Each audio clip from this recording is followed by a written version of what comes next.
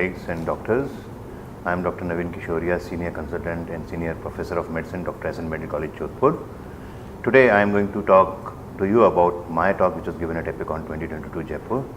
The talk was entitled Sleep and CVD Risk. Now, as you all know, sleep is an important integral part of our daily lives, and we spend almost half of our life sleeping. How is it important? It is really very important. Just to synopsis my talk, sleep has got multi-dimensional form, including insomnias, parasomnias, nocturnal sleep syndromes, and most important of all, obstructive sleep apneas. Now recently, since 2000, people have started worrying about sleep as a risk factor for cardiovascular risk. And today just going to highlight that important sleep studies, including Chicago sleep studies, in which insomnias come out to a very important cause of hypertension. Secondly, OSA itself is a very important risk factor for many disorders, including risk of stroke, cardiovascular myocardial infarction, and endothelial dysfunction. So just to synopsize, just sleep is not just a sleep.